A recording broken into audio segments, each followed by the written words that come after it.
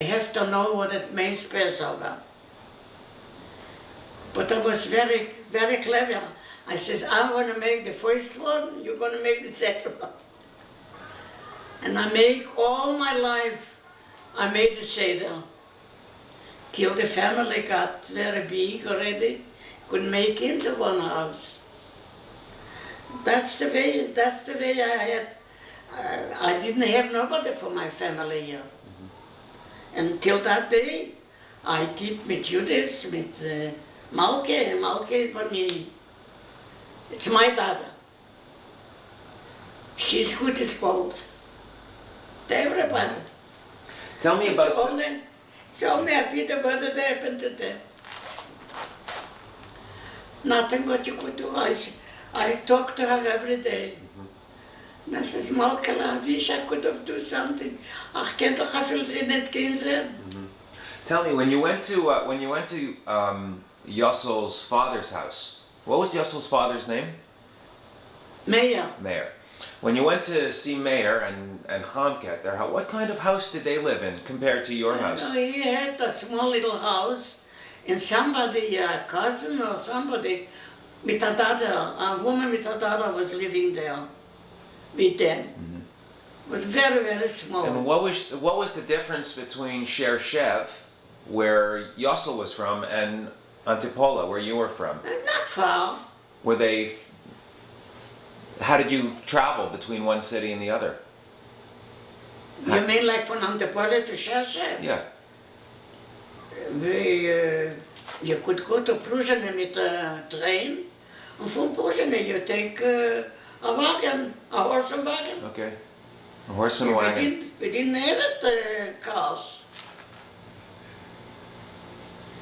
You know? And was Shershev bigger than Antipola? Shershev and Antipola was farther, but Pruzhany and Shershev was like Montreal and Shanady. Okay. That's the way, yeah. It was a nice small little town. So I came there, they didn't have beds, so they had a board, they put it a board. They put a chair here, a chair there, and on the chair they put a board, and that's what I was sleeping. I was one night sleeping there, and then I had a girl, she was on the wedding too. Her brother was married to uncle's daughter. And they had a beautiful home. She says, Raizel, you're not sleeping there. You come to me, you're going to have a bed. So I was there another night, and then I went back down to Poland. Was it a dangerous trip at all? Was there any danger involved in that trip? No. Because, you know, we hear stories of all the anti-Semitism and all the problems that the Jews had for a long time in Poland, long before World War II. So I'm wondering if you experienced any of that. Did you have contact with Christians? With the Christians, they were very good from before. So you had good relations with all of your neighbors and everybody? Everybody. We had a lot of Christians there. A lot of Christians. Neighbors, they used to come like Saturday. We didn't have heat like we're having here.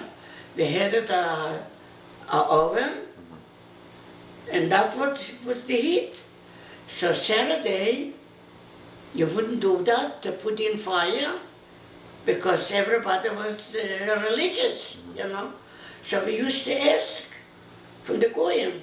They used to come and put on some wood, and put on some fire, and they were very good. Oh, there's completely a different life there, completely. What was when you arrived here? When you left Poland, you're leaving your family and leaving a small community, the place you grew up, and now you're going across the ocean to America. I know it was Canada, but America in Yiddish. Right. What were you thinking? What did you expect? I was thinking that for a while I wouldn't be happy, and I wasn't. I wasn't happy. What were you afraid? I didn't have anyone here. I came to Toronto, I didn't have, Joseph went away to work, Sylvie, Abby went away to work. Sylvie had already Judith and Malke and Judith, and she was pregnant with Shaya, and she was very sick. She was so sick, she couldn't even swallow a little bit of water. She was just like that. She was very sick. And me that sick, she had Shaya, a big boy. I don't remember exactly, yeah. And when she brought him from the hospital, I diapered him, the first diaper I put it on. But Judith was a tomboy. She said, she was staying near me, and she says, I want to see what's a boy. We always laugh. I says, you want to see what's a boy? Stay in the mirror. I'm going to diaper him. So I took up the wet diaper, and I'm going to diaper him. He pissed her right in your mouth. We always talk about it. That's very funny. You know. I had fun. I didn't know nobody. But when I came, Joseph was brought up as somebody. And I knew right away the family. And there was a girl, she was very good, the girl from Claire. She was very good to me, because I could understand a word of English. And here I want buy something or whatever. She went with me and she explained it to me, and she was very, very nice to me. Thanks God, Usher, since I leave, people is always nice to me. And this is my richness. And I hope my children should be like I am. Oh, this Thanks is God they find. Meisha is very good to me. Esther's very good to me. Miriam is a diamond of a girl. But you know, she's second marriage. And he's not, you know that he's not a Jew. Miriam's husband. But he's such a good guy. He's a good man. He's such a good person. Doesn't matter. He's so good. You can't imagine how good he is. You know, you were telling me a little earlier that your father was a teacher. Your father was a teacher. My father was a teacher. Did you go to school? I didn't go to school. How could I go? He died right after the first war. But there were other teachers. Did you ever have an education? Did you go to school at all as a young girl? Whatever I know, whatever I do, it comes only for myself. I wish I could have been a little bit more. But you know, when my father died, I have to do something. My mother to help her. And I used to, like in Europe, they make matzah. You have to do it by yourself. And then you used to hire girls. I used to go. Summer, I used to do it in the field. What in the field? I used to put for like potatoes or something, then I take it off. So farming. Oh, I was working hard. And you're a young girl, you're 8, 9 years old. And I took care of my mother. Did you have lots of girlfriends, or were you just always Oh, alone? I had. If I would show you, I have pictures. If I would show you how many I have. And did any of them, or did all of them get out of Poland? Did they all get out? They all lived there. Yeah. But did any of them get out? Yeah, but when I came here, I was in touch with them. Yeah. But after the Second War, who knows where they are? Yeah. They were all killed. I had a lot of friends, always. I'm always in a crowd. I was here in Montreal, we were 10 couples friends, just like that. Every weekend we used to come together, we used to play cards, We used to be very friendly. Nobody's there except me. But in time, I made other friends. I came in here. Nobody didn't know me, and I didn't know nobody. Now everybody's friendly. You come downstairs, oh, Raizel is wonderful. The most time, the most people are sick, they don't know. So you were born in 1906, 1907.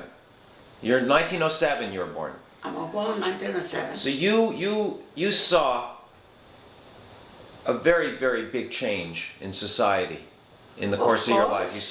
You were born with no electricity, and now there's communications, there's cameras, there's telephone, there's... Absolutely. So what do you think was, like, what affected you the most? Like, what changed life for you more than anything? I like it because there is electric, there is cars, there is different depreciation. Did they ever have telephones in Antipolo? Did you ever call your family? The last time is they are very rich person. He was handling with wood. Mm-hmm. And once people said that he has a telephone, but I never saw it. I never heard it. But when you were in Canada, were you ever able to speak to anybody back in Poland again? Poland, no. Never Nobody again. didn't have a telephone. Nobody. Okay. I was writing letters. Okay. Do you still have those letters? I was writing. Did you keep those letters? I keep the letters for the Quebec. That they sent to you? They sent me. Yeah. No. Okay. You see, that Meshe write me letters, Jewish letters in Florida. These letters I keep. Because he writes so nice, beautiful, Yiddish. And that's what I could. That it only myself. You were telling me that you had two brothers died when they were very young. They were very young. I wasn't born that time. And they died obviously if they were sick. My mother said that it was an ahore. You know what meant an ahore? Yeah. Bad eye. Yeah. She said that she had children beautiful. And one day, a woman came in, and you know, in Europe, they always feed that child a breast. Mm-hmm. So my mother had the child by breast, and the woman came in and says, "Allemal hast du noch schöner und schöner." And in 2 days, the boy is gone. How did, obviously, I mean, let me see if I can ask this question clearly. How did you take care of medical problems, both in Canada and in Poland? What do you mean the Well, I mean, there was so much, people were so sick, people died from sickness. In Europe? Yeah. I mean, were there doctors? Of course. I took very bad. It hurts me. Even my mother told me when I was born, a long time ago, after the two children died, and she told me it hurt me. I don't know the kids, nothing, but I know it's coming from the family. It hurt me, but nothing what I could do. Were you members of medical societies? There was societies, but I was too young. I wasn't belong nowhere. What about in Canada? Were you in a medical society in Canada? In Canada, I belonged to the, it's not the golden age, the old people,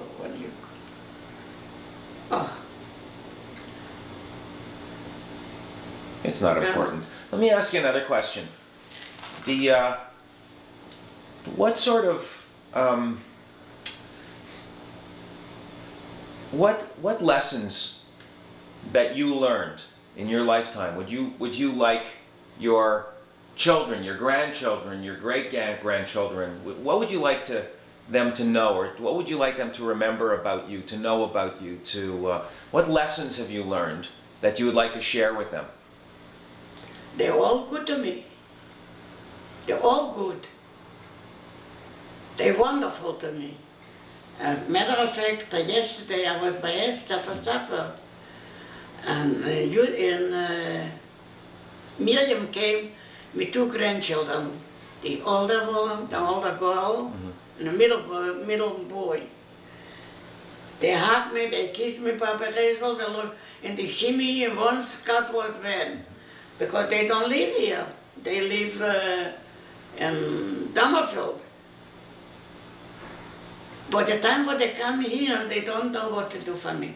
You know, I give them $1, I give them $1. I don't buy love, but they're so good to me. So I said, you have an ice cream, you go buy an ice cream. How would you like to be remembered? How would you like them to remember you? How do I like they should remember me? Yeah. What kind of person would you want them to remember? They should remember me that I'm not a bad Bobby. I think so. The children is very good. Stuart called me. A matter of fact, they called me this week. Bobby, it's a pleasure to hear your voice. In 2 weeks, I'm going to see you. And Kevin calls. Bobby, you're not a Bobby, you're just a mama. Thanks God, I'm very good to them. All my life, I'm very fine to them. I don't think so if they have something to say no good. I think so. Because I didn't. I didn't do anything wrong. And how would you... I'm very careful to say something, you know, that let's say Alan, he's 6 years married. A week ago he called me and he says, Bobby, I have good news for you. I says, what? We're gonna have a baby. After 6 years. You know. In the 6 years, I never say one word. What's doing? How are you? You okay? Good, enjoy your life. That's it. With the other one is the same thing. Kevin, how are you? I never say it. You're married, when you have a baby, it's not my business. And they know it. They said, Bobby, you're terrific. I said, I don't want to hurt feelings. That's the way I go in my life. I'm very careful what I say. I always say to my children, before you take it out of your mouth, think, because is it out? It's no, for everybody. But if you be quiet, it's yours. Right? Right. So are there any secrets that you've been quiet about that you want to tell? Yeah, they go well.